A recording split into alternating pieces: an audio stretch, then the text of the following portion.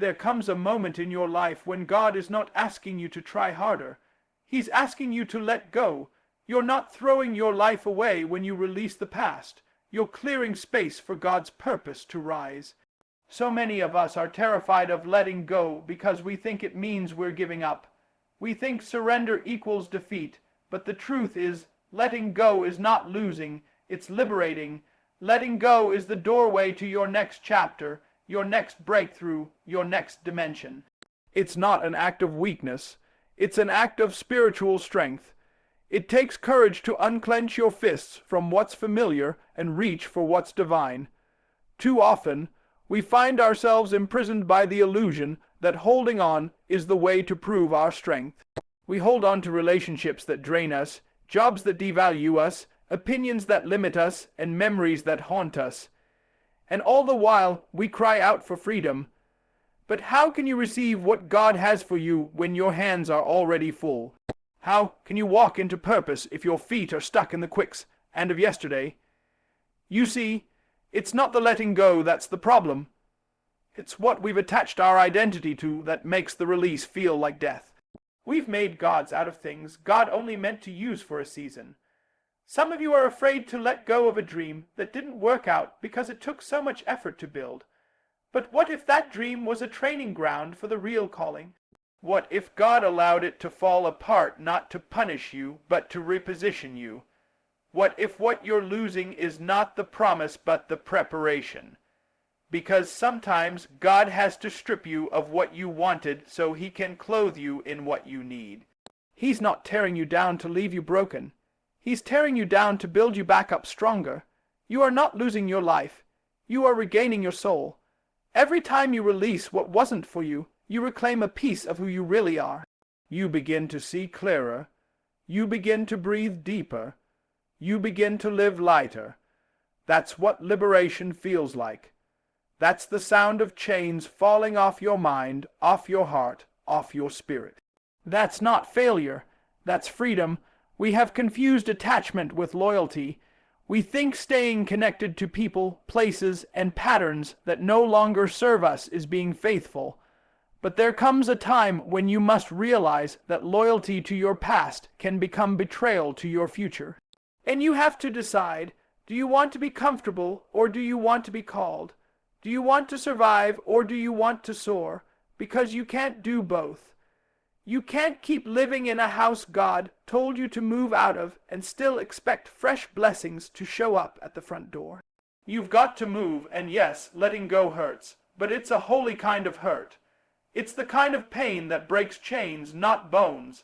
It's the kind of pain that makes room for healing.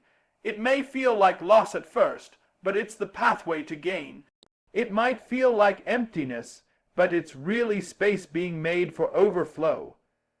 Just like pruning a tree, God cuts things off not to kill it, but to help it grow stronger, taller, fuller.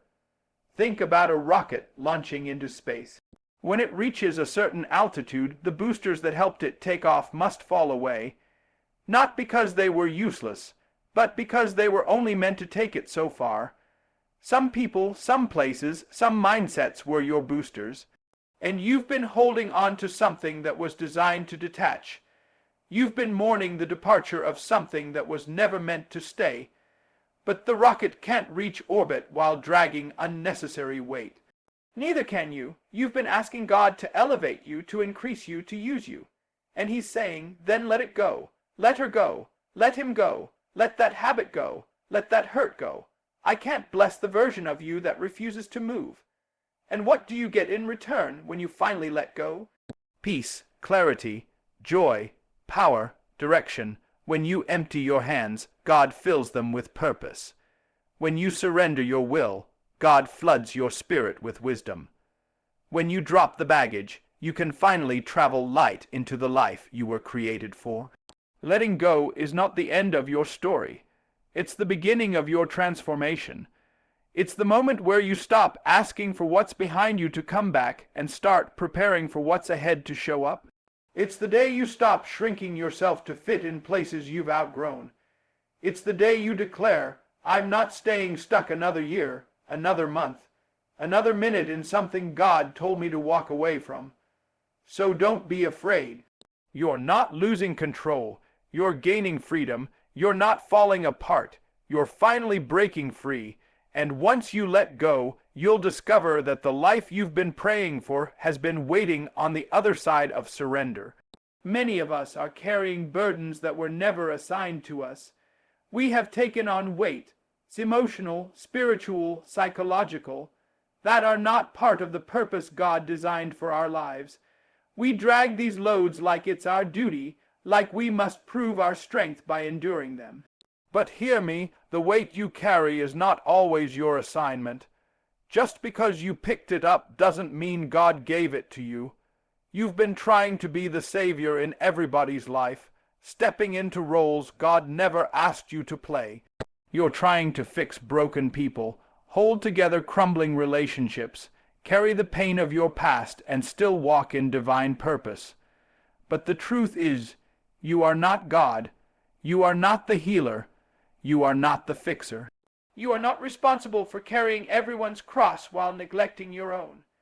And some of the burnout you feel, some of the exhaustion you're drowning in, it's not spiritual warfare, it's misplaced responsibility.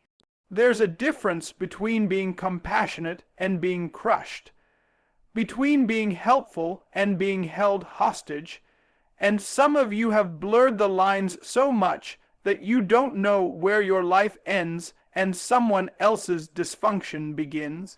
You are so entangled in the mess of others that you've forgotten your own name, your own mission, your own peace. You wake up every day burdened not by your own purpose, but by someone else's chaos. You were never called to carry every crisis. You were never designed to be everybody's answer, and yet you continue to carry things. Shame that's not yours, guilt that doesn't belong to you, pressure that was never assigned to you. You carry the weight of family expectations, the opinions of people who don't even know your heart, the responsibility of outcomes that only God can control, and we wonder why we're tired.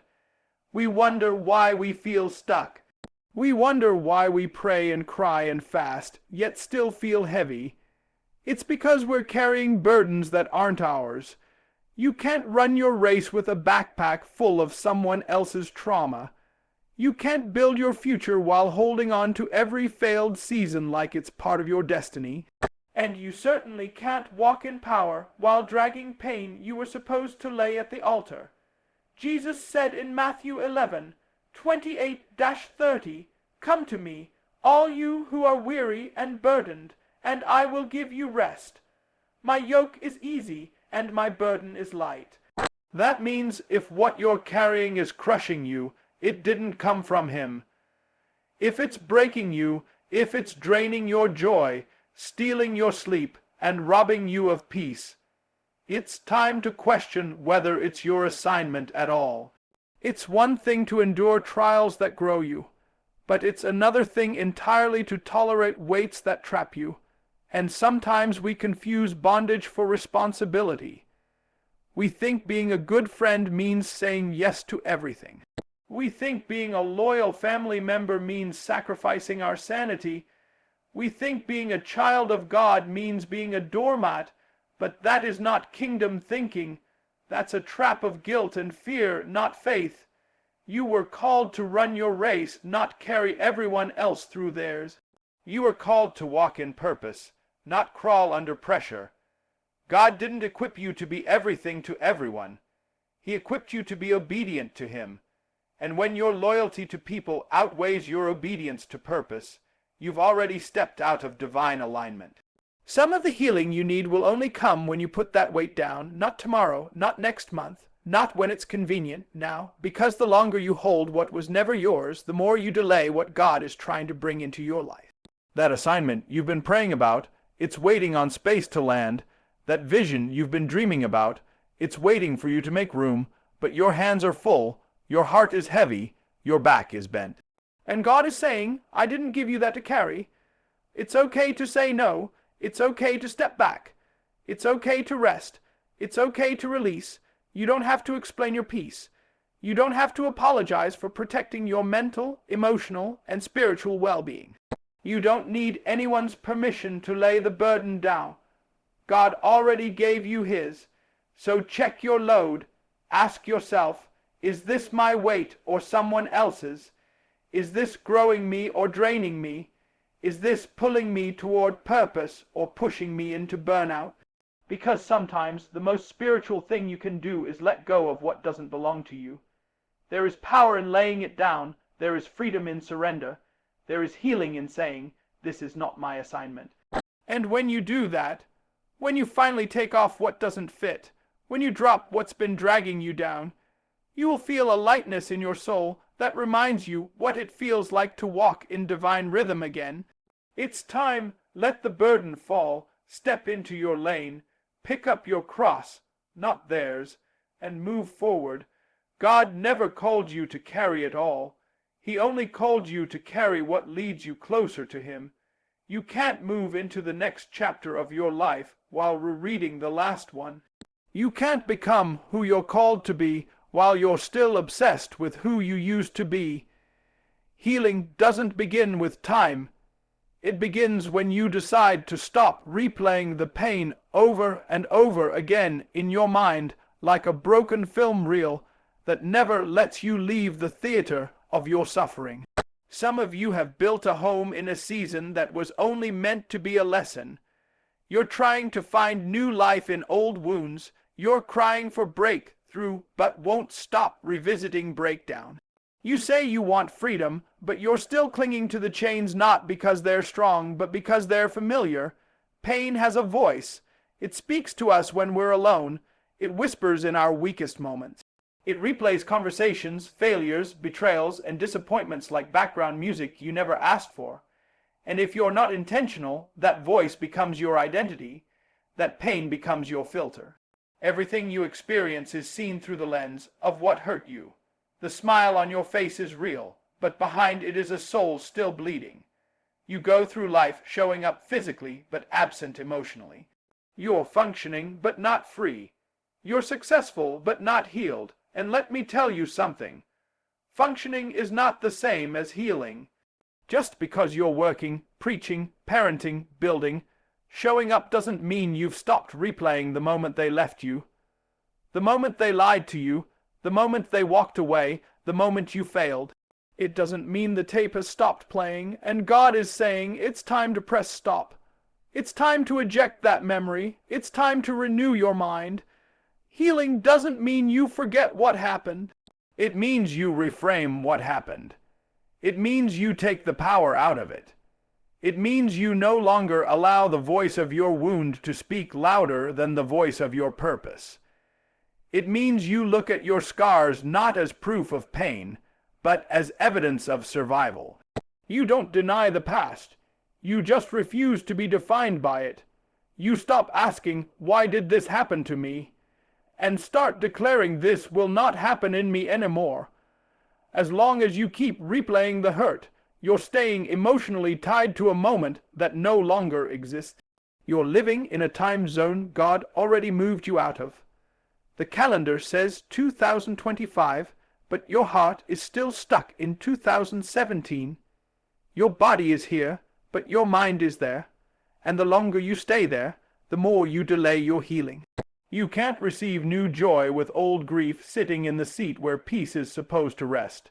Sometimes we say we're waiting on God to heal us, but in truth God is waiting on us to let go, waiting on us to stop picking at wounds He already covered, waiting on us to trust that even though the pain was real, the purpose is greater, waiting on us to believe that the same God who allowed the wound is also the God who will bring the wisdom, that the same storm that tried to bury you is the one that watered your next season.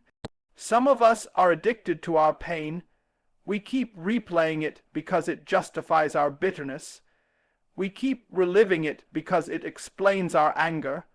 But what if I told you you're not angry, you're just unhealed? You're not cold, you're just guarded. You're not broken, you're just stuck. And being stuck is not a spiritual condition. It's a decision to keep living in something that's already over. There comes a time when you have to make a conscious choice to heal. Not when they apologize, not when they understand what they did, not when you get closure, right now. Healing is not something someone gives you.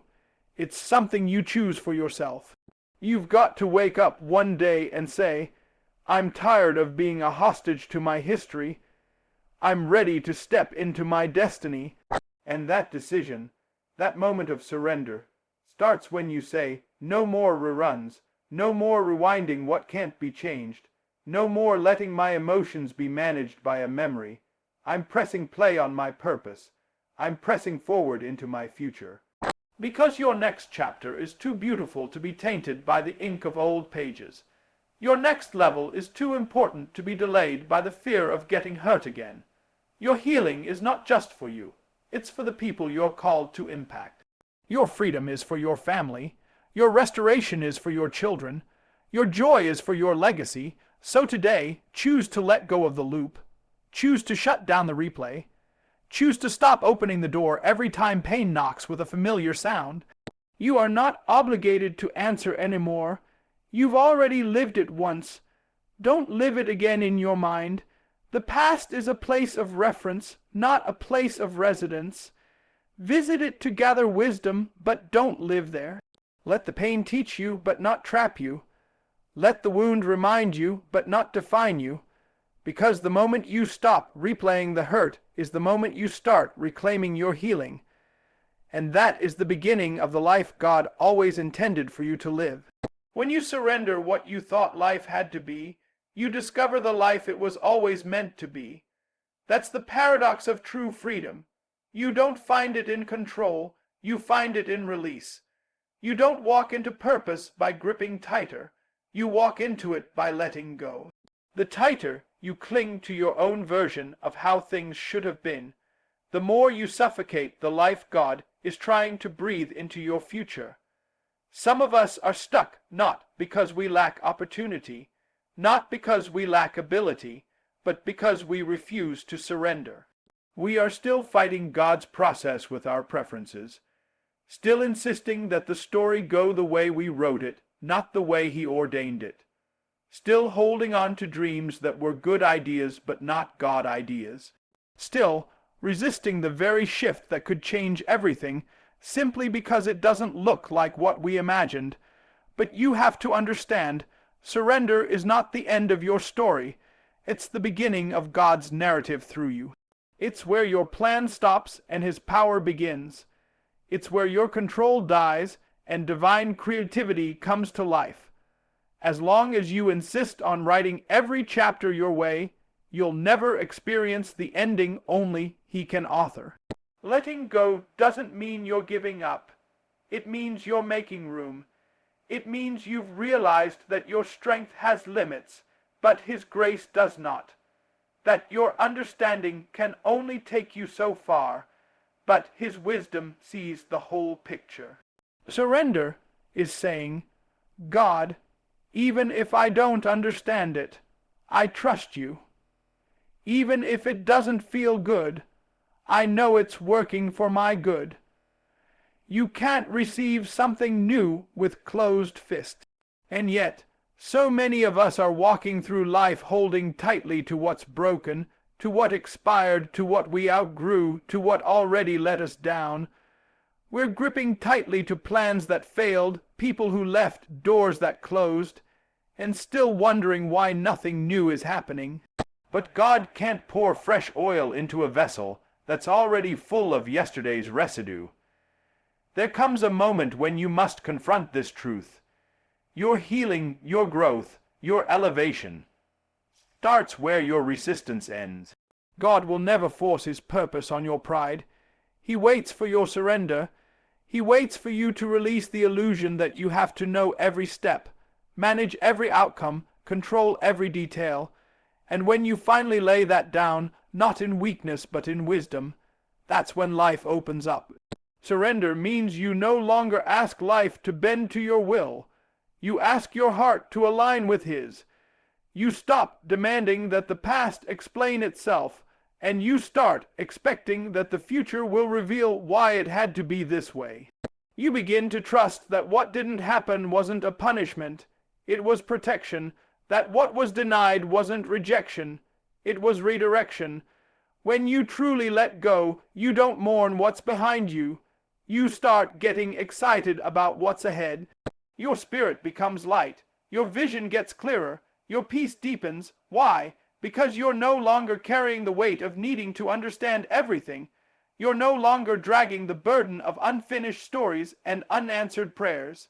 You've finally said, God, even if I never know why, I'll still walk forward. And let me tell you, that's where transformation lies, in that sacred space where fear once stood, but faith now walks. In the moment you say, I don't need to be in control to be confident. I don't need certainty to be committed. I don't need a blueprint to believe. That's when you stop surviving and start living. Too many people are waiting for life to start when everything makes sense. But life begins when you decide to live it, even when it doesn't, when you wake up and choose joy over justice, peace over revenge, surrender over striving, when you realize that faith is not about knowing the outcome, but trusting the God who holds the outcome in his hands.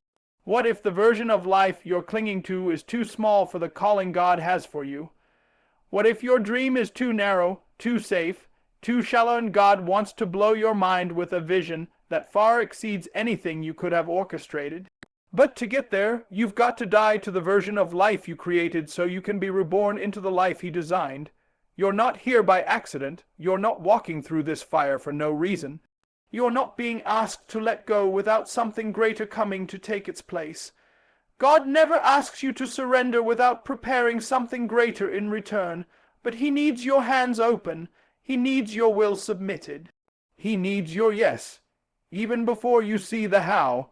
So today, make the decision to live, not halfway, not fearfully, not under the weight of what was, but fully, freely, courageously, because the life that is waiting for you is on the other side of surrender. And once you let go of what was, you'll finally step into the beauty of what can be. Eagles don't fly by holding on to the nest. They soar because they were willing to let go. And the same is true for you.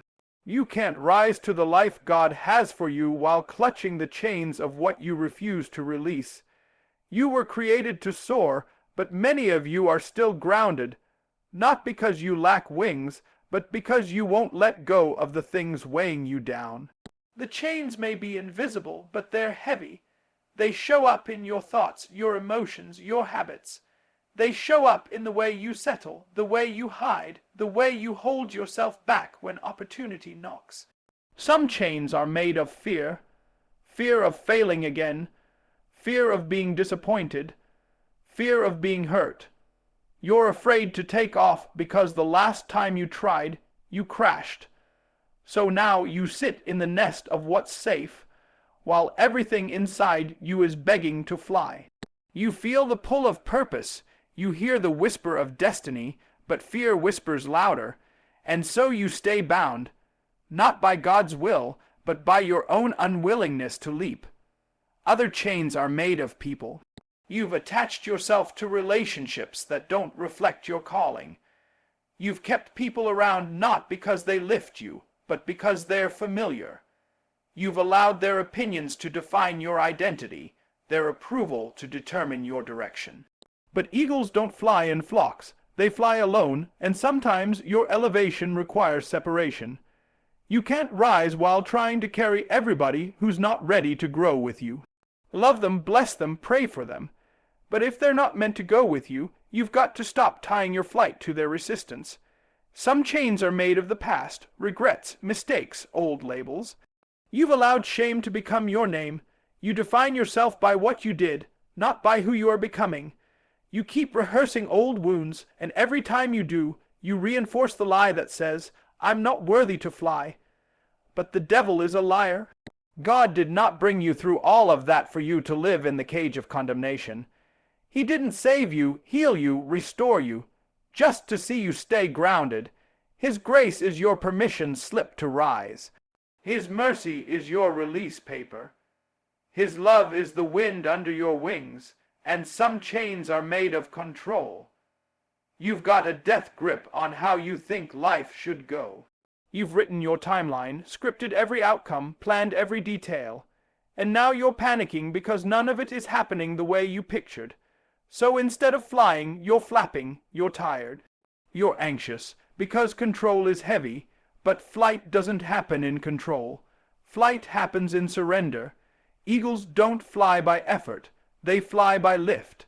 And if you're going to soar, you've got to stop forcing and start flowing. Let me tell you something. There's a difference between climbing and soaring. Climbing is what happens when you're trying to do it in your own strength. Soaring is what happens when you ride the current of God's purpose. You weren't created to strive endlessly for acceptance, success, or peace. You were created to glide in the grace of God, to rise not because you earned it, but because you trusted Him enough to let go. It's time to stop clutching what's been and start reaching for what's next. You can't carry chains into your next level. The weight of worry won't fit in your destiny. The baggage of bitterness won't pass through the gate of breakthrough. The unforgiveness in your heart won't fly in the atmosphere of favor. You must decide, do you want to stay bound or do you want to be free? Because you can't have both. You've been asking God to promote you, to elevate you, to take you higher. But the question is, are you willing to let go of what's keeping you low? Are you willing to release the habits, the patterns, the excuses, the distractions? Are you willing to stop rehearsing the pain and start declaring the promise? Because breakthrough is not about what God can do. It's about what you're willing to let go of so He can do it. Eagles stretch their wings and ride the wind. They don't fight the current. They lean into it. They don't panic when the storm comes. They rise above it, and you can too. But you've got to open your wings. You've got to break the chain. You've got to release what's safe so you can experience what's sacred. You've got to stop looking down in shame and start looking up in faith. God didn't create you to live tied to pain. He created you to rise in power. You were not born to be bound. You were born to be bold. You were not designed for the nest. You were made for the sky. So, what are you still holding on to? What chain do you keep pretending isn't there? What weight have you normalized that God is calling you to drop? Because the moment you let go, the moment you truly say, I'm done holding myself back, is the moment you take flight. There's a whole new altitude waiting on you, a new level of joy, a new dimension of peace, a deeper revelation of purpose. But you can't reach it carrying what you were never meant to keep. So break the chain, stretch your wings, trust the wind, and soar. Absolutely. Here's a powerful conclusion to your full motivational speech, titled Force Yourself to Let Go and Live Your Life. In the compelling, faith-driven style of T.D. Jakes, my brothers and sisters, this is your moment. You've carried it long enough. You've cried long enough. You've rehearsed the pain, replayed the loss, rebuilt the regret long enough. Now is the time to release it. Let go of what broke you. Let go of what you couldn't control. Let go of the image of the life you thought you had to live and step boldly into the life God has already prepared for you. You've been tied to the past like a prisoner chained to a wall, but today those chains are breaking. That heavy burden, drop it. That toxic relationship, release it. That guilt, that shame, that self-doubt, let it fall off of you like grave clothes, because what you're stepping into is not just healing, it's resurrection. This is not about forgetting what you've been through. It's about choosing not to be ruled by it anymore.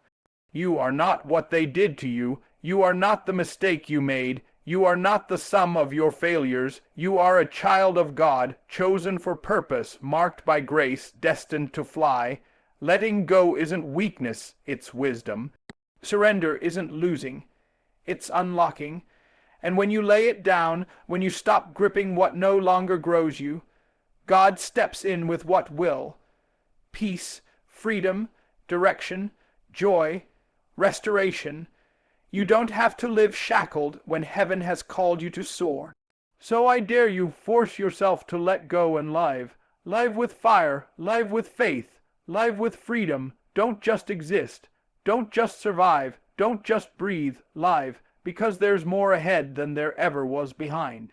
Because what God has for you is too great to miss, because your wings were not made for the ground, let it go and rise and live in Jesus' name. Amen.